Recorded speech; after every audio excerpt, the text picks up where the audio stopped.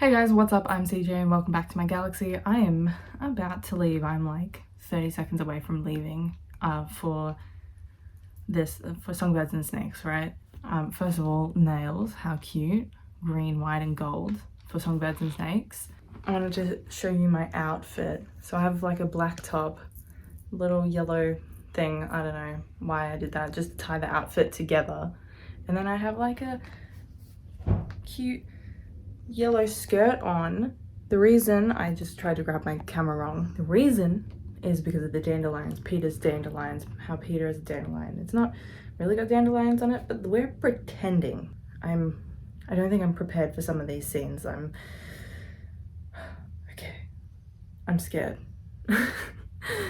How bad is this gonna be on screen? Because I know some of the deaths, and all of the deaths, actually. I've read the book, but I'm terrified. I don't know how this is gonna turn out on screen. It's gonna be gruesome. Okay, wish me luck. I wish you luck for watching it. Good luck.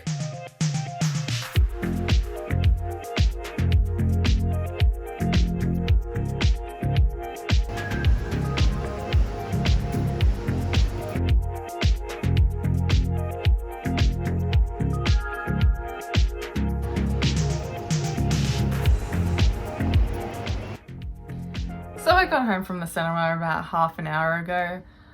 I loved the movie. Oh my god, my face is so red. I loved the movie, but Rachel Zegler fell to the Liam Hemsworth effect. Are you kidding me? No! No, and it's the American as well. I expected the British Tom Blythe to fall to the Liam Hemsworth effect where the accent breaks and you can hear the real accent behind it. But no, it was Rachel Zegler. No, man! Oh, she can't do accents! Rachel Zegler's acting is phenomenal, not to mention her singing. Don't get me wrong on that. It's just that she needs more roles that don't require accents other than her own.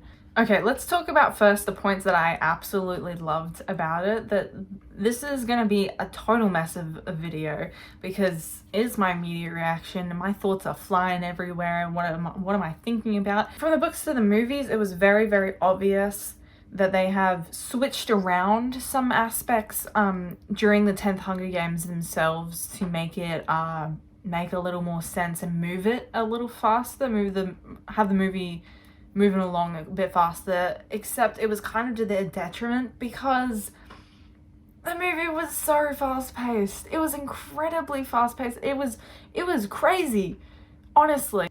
I said this was going to be a bit of a mess because I was going to say the good things and the bad things, but the good things also tie in with the bad things. And the good thing was that I think that they moved around some of the deaths in the Hunger Games because we know in the books, I'm pretty sure Reaper is the last person to die. He dies from the rat poison and after the snakes, but everyone succumbs to the snakes. The final few tributes succumb to the snakes.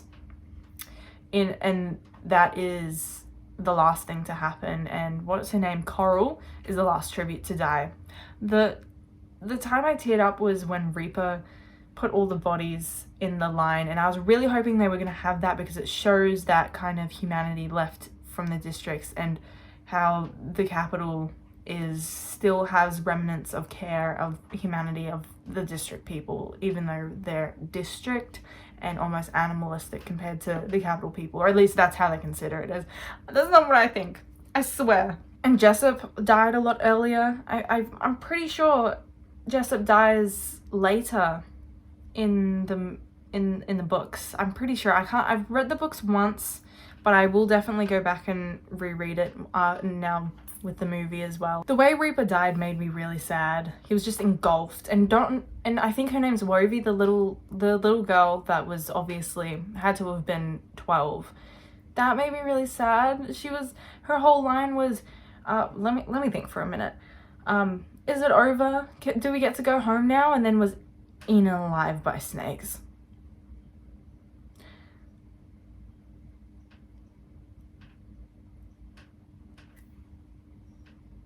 What? Why would you do that to me? That was awful. Like I said, though, it was extremely fast-paced, and it's just, I feel like we didn't get enough depth. It happened in the original movie, so I kind of expected it, but we didn't get enough depth for Sejanus and Lucy Gray. Although I think we get more of Lucy Gray than what we do in the books, and I think that once again was to their detriment, because that meant they had less time to focus on Snow, and it's his story and his rise to power. So when we were focusing on Lucy Gray so much, and it wasn't heaps to the point that it felt like her character was overtaking the story, it was giving her more of a voice, when I think it would have been better to just not have her voice as much in it, because the oppression, it's supposed to be about the oppression and how Snow oppresses those voices specifically through their deaths, that sort of thing. So having Lucy Gray's voice kind of feels like it's against the message. As much as she got more time in the movies, I feel like they didn't go enough in depth with her and Sejanus. The ending just felt anticlimactic to me, and I was prepared to just be throwing up in the cinema. And my favorite, not to like smile at that, but my favorite part of the book was how nauseating it was to read this dictator come to power, and that was brilliant to see like a different perspective in novels, that this dictator wouldn't have come to power if it weren't for all of these things. Like, he had every chance to do the right thing but chose to do the wrong thing every single time, and that's what made it so nauseating, because you're rooting for him to choose the right thing, but then you go, wait, what does he become 65 years in the future? Like, something has to lead to that, and that's what this story is. And that it's about Snow going mad, but it doesn't, it's anticlimactic. And I'm gonna rewatch it, and I'm gonna see little Easter eggs. I'm gonna really go and look at the movie again. I'm rewatching it on the weekend, but the characters felt like they didn't have enough of an arc for us to see why Snow kills them, especially Sejanus. And I feel like Sejanus's death was so emotional in the books, and I don't know, maybe it was just because I expected it, but it happened so fast. You needed time to dwell on the fact that Sejanus committed treason, and unlike Katniss, who committed treason, she didn't die, but Sejanus did. And because that's the reality of Panem for the next 65 years. And you didn't have enough time to just sit with that they won't get justice. None of these characters won't get justice. I keep repeating it. They won't get justice for another 65 years. And we just didn't have enough time as viewers to just be with that idea. One thing that I did think added to this movie, which was brilliant, right? I truly believe, which is different from the books, I truly believe the hanging tree was a manifestation of Snow's mind in the movie. Because we don't see Lucy Gray, and it's supposed to be an ambiguous ending. We don't know if she died, if she disappeared, whatever. But we see her fall over, and it's like, did he imagine killing her? Did he imagine her running away? Did she die in some other way? Did she die to the wilderness, the elements, you know? Because she just disappeared, and it's almost like the hanging tree was him slowly losing his mind, and that is what brought him to power. Him being this dictator was because he snapped after Sejanus died, and that's something the movie did really well and made me really go, hang on, it wasn't that the whole death of Lucy Gray and the whole attack of Snow, was that real? Did that actually happen? Because I don't know. It adds to the ambiguous ending, and I think that was so good. And I wish we could have had more. What? Why not? It just moved on too quickly. I cannot. All I'm saying is I would have sat through a 4-hour movie of The Hunger Games just to get just that depth of the characters and just really sit with some of those scenes. You know what? One other thing that didn't make sense in the film was when they ran, when the arena blew up and it collapsed in on them, and when they ran away. It didn't really make sense. We don't know how many tributes ran away. We only know that Marcus ran away, but why is he tied up in the arena? we weren't given enough explanation as to what he did, and they were really explicit in some parts and really, really implicit, and just didn't give us enough context in other parts, especially with Marcus and the other people who ran away. Because I read the book and I know that they could not find Marcus, and they shot down all the other people who ran away. They just couldn't find Marcus, and the reason they hung him up was, one, to get back at Sejanus for being himself. The other reason being to tell the districts, this is what happens when you run off. This is what happens when you cause an uprising against us. We take your children and we hang them. I just think that scene specifically was really skimmed over, so we didn't have enough context as to why all these rebel movements that probably was Dr. Ghoul, let's be honest here, and they just didn't sit on it for long enough. And as much as I love the series and how it did turn out, and they did so much right with the characterization of Snow and him mentally snapping at the end, was so good that we saw it on the actor's face, and the acting was phenomenal. Rachel Zegler is an amazing singer.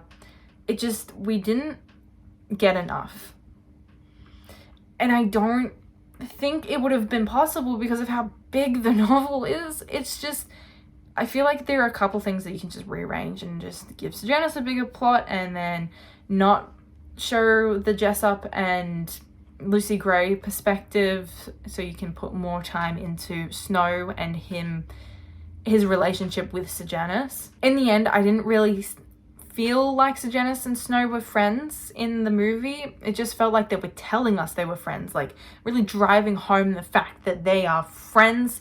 You see this? He's betraying his friend, and you could have just shown me that. You could have put Mar Plinth into the storyline, and it would have been great.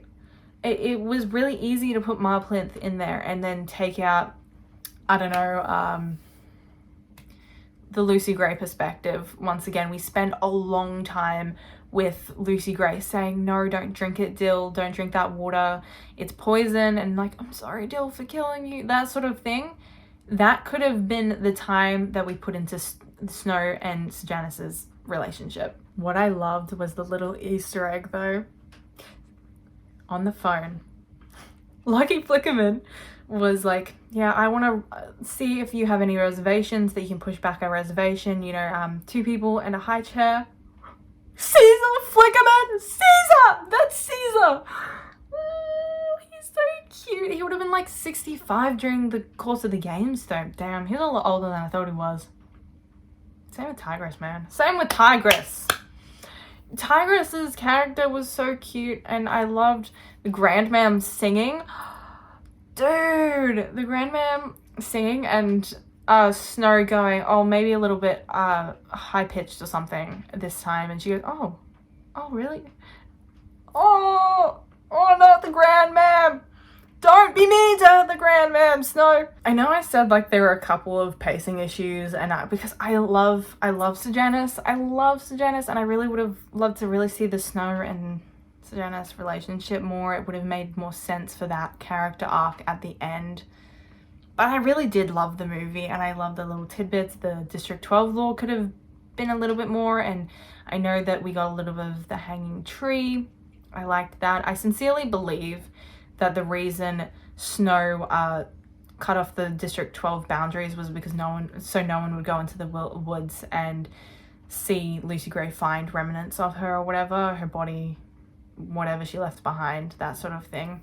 And I said this in my debunking video to remind me, and someone did remind me, that when you're watching the Songbirds and Snakes, it's not in the original movies, but is it in the original books, right? Here's the Easter egg that I said that was in the trailer that I wanted to really see in the movies. So in the books, Katniss is taught to swim by her father in a lake where they pick Katniss from, and he says, you won't ever starve if you can find yourself, or something along essentially that is what he says, right? And she goes to the lake and picks a bunch of Katniss, and she can feed her family in the lake. That same lake, it's not explicit, but it is of my belief, because where else would it be, right? That lake is the same lake in the movies that in Songbirds and Snakes that they're swimming in, and where the guns are. Snow and Katniss were both there at important parts of their lives. Can you get out? Get out. I cannot. It's the same lake, and that made me crazy that I couldn't talk about it with anyone, but it's the same lake, and I need everyone to understand that. It made me very happy to see that goddamn lake in the movies. Although, like, Clemencia was not in the book. Not in the movie very much. I would have liked to see her slowly turn into the snake like she did in the book. I'm just saying, the scales on her neck would have been cool to see, but apparently not. God, why didn't you put that in? Would have been really easy. Had you taken out the Lucy Gray scenes, okay.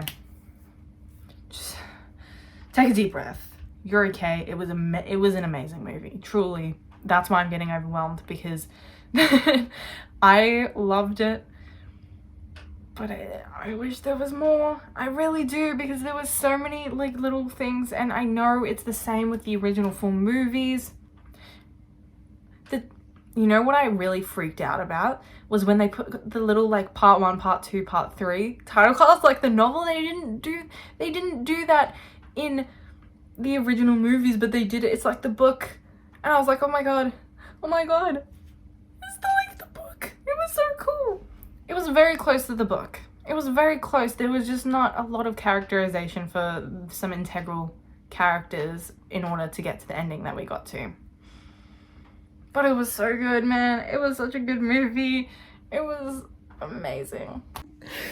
I forgot to say, this is too close to my face.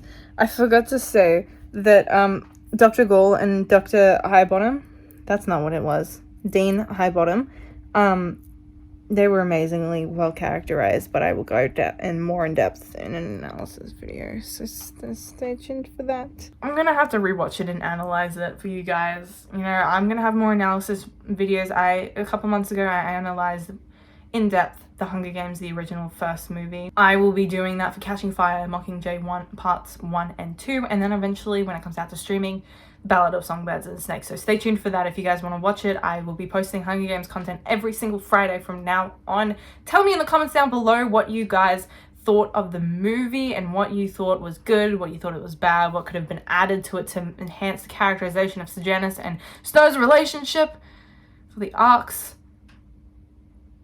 Whose death hit you the most? I want to know. Mine, I cried with Wovie. Is that her name? I think it was Wovie, the little girl. She really hurt my soul. And then I cried with when Reaper lined up all the dead bodies like he did in the book. Lamina was one of my favorite characters too. Let me know down in the comments below what you guys thought. If you guys enjoyed this, please like and subscribe. I have been CJ. I'll see you guys in the next video. Bye!